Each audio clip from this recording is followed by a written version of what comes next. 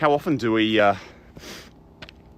just follow the path that seems to be laid out for us, instead of like pausing to think, to say, hang on, do I want to be over here on that little mountaintop, or do I want to be over there in the sewage treatment farm?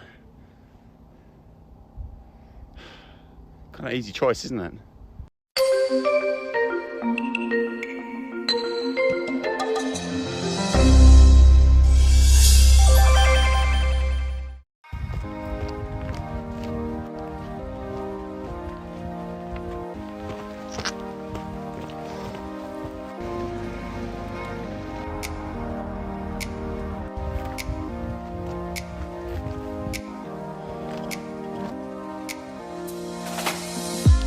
Morning, thanks for joining me. This is the morning walk, episode 91. We're in Alice Springs today. Whoa! We're going for a walk up that thing, the West Macdonnell Range. There's no path here. Bit of bush bashing. It's pretty steep. I got a story to tell you about this range. We'll get to that. Let's go for a walk and have a chat.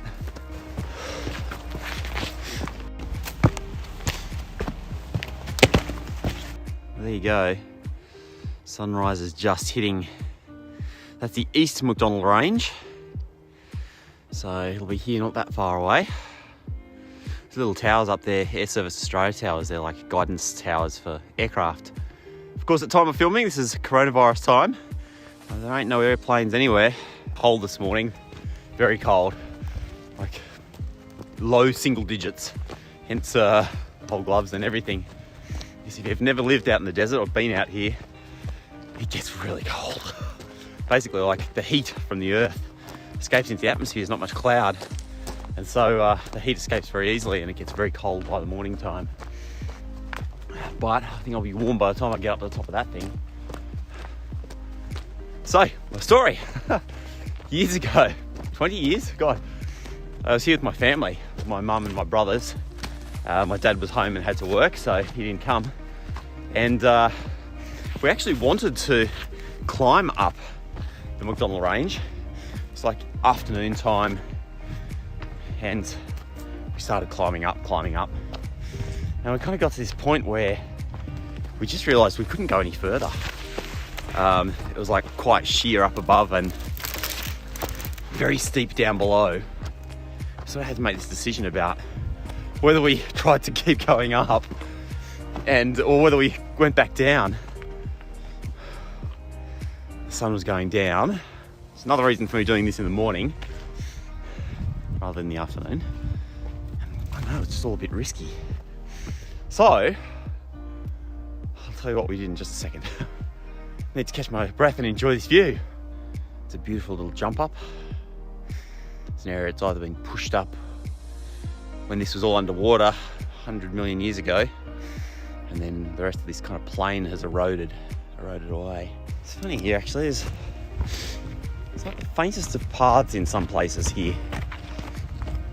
Plants and everything are very spiky. This is actually spinifex.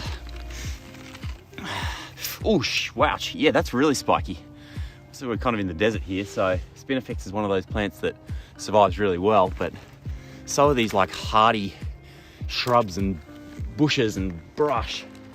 And of course, when it hasn't rained in so long, they get really sharp, which is why I'm wearing long pants, which is something I almost never do, because otherwise you just get scratched up to crap by this kind of stuff. Let's go up. This is quite nice. A little place where the water has run down, which means makes it a bit like a path. Not really a path, but a bit more like a path. Oh, nearly ate it. Oh, it's getting pretty steep. Hey, look at this. That's something fossilised, huh? Very interesting, very distinctive. You can just see that completely different shade in this shale rock. Huh, how cool is that? I'll put you back and leave you for somebody else.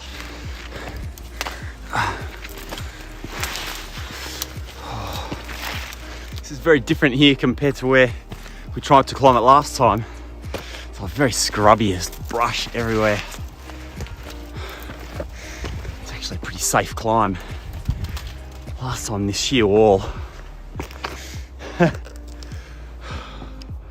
One of the risky things actually going down scrub like this. I can tell you this from experience from my days in a search and rescue squad where we go out in the bush and look for lost bushwalkers in some incredibly tough terrain. Going up is fine, right? You can easily see the way up when you're going up the hill. You're just looking for the bit which is less steep. Over here, you can see there's a bit which is really sheer. Like, okay, I'm not gonna go try and climb up that would be silly. But when you're going down, it's different, right? You can't actually tell where the slope is nice and gentle down below, where it's a sheer drop. It just kind of looks like an edge. So that's where it's really important to pick landmarks. So here for the way down, I've picked out this old tree and I've lined that up with a point on the far mountain over there. And I know that's the way that I came up. So when I come back down, I know that's a nice gentle descent. Because what you don't want to end up is like on a cliff face like that. So that's where bad things happen. Another fascinating one, look at this. It's like you've got a slab of stone, then all these weathered bits, weathered from the wind and the rain, that are almost ready to break off like a chunk of chocolate. Isn't that quite beautiful and extraordinary? This climb has gotten me thinking. Because there's like no path here, right? It's just like the climb. Many different ways to the top. In fact, the path is behind me. You know, I've laid it behind me as I've gone. I've laid out these kind of markers. First that tree, then down the slope. That's the path home. But the path is behind me, it's not in front. It's kind of like everything that's in front of you is just the obstacle, right? The obstacle that you need to overcome in order to lay down the path. I think so many of us have that the wrong way around. We make the assumption that there's some sort of path laid out for us. I think it's kind of dangerous, right? If your life is almost too easy,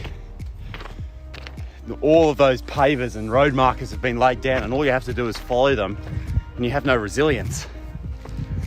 And then we're kind of disappointed because we didn't make any of it up ourselves.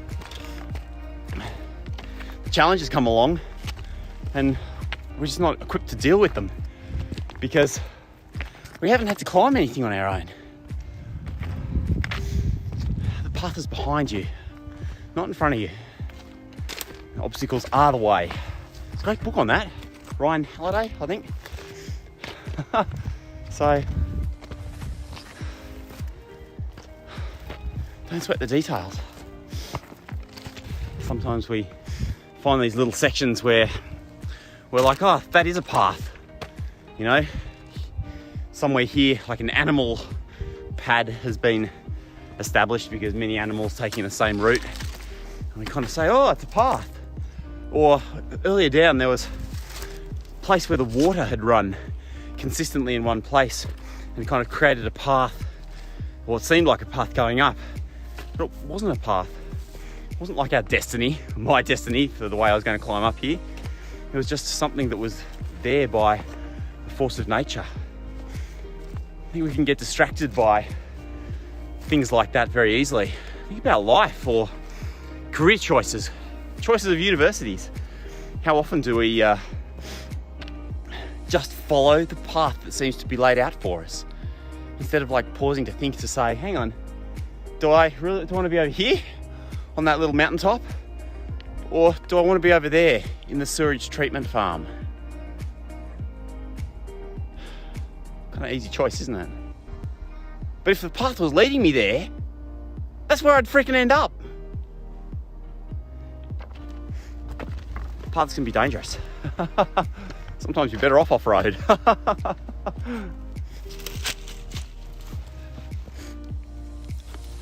Here we go, climbing up. Here we go, this is the top. Nearly there. Just like 30, 40 metres to go. This one time, I was out on a search and rescue with one of Australia's legendary bushmen, a guy called Dave Drowan, and we're walking along this, or going down a slope just like this, right? And we had maps and compasses and GPS and everything, but I was pretty confident that we should be going down in a particular direction. And Dave's looked at the map and he's like, no. You can see here, this faint contour here means, you know, that this is this section of the map and that's that section of the map, and we need to be like 50 metres over this way. And I looked at the terrain and I was just like, it just looks like flat and downhill to me. But sure enough, as we kind of scooted around the side and went further down, there was a big freaking waterfall where I'd wanted to go down. And maybe that's the thing about paths, right? Is that you can feel like you're on the right path, but in fact, what you really should be paying attention to is people who've got experience, who can read the contours. Because there is no path that is right for all of us. You know, all of our paths are unique. But if we listen to that experience, if we listen to the experience of others, we don't have to follow their experience. We just need to listen. Then we can find ourselves in some truly remarkable places. And that's why it's a beautiful day. Woo!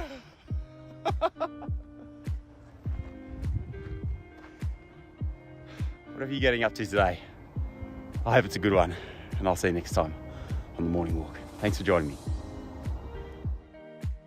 Oh, so I didn't tell you the end of the story. That would have been very unkind of me to not tell you the end of that story. You can see why my brothers and I didn't manage to climb up it from the other side. That's like very sheer drop. You mess that up and you're ending up on your face. A lot of broken bones. There's a wallaby! A freaking wallaby! This is so awesome. Anyway, we were over on that side actually, West Macdonnell Ranges, and we didn't manage to climb up, so I actually turned around and went back. Sorry, disappointing postscript. I know you were probably thinking about us plunging to our doom or something like that as the sun was setting and helicopter rescues and stuff like that. No, we actually did the right thing, which is unusual for like 20-year-old boys to think for themselves. We did the right thing and we climbed back down. Amazing. Welcome to Alice Springs. It really is a beautiful day. I hope you have a great one. See you later.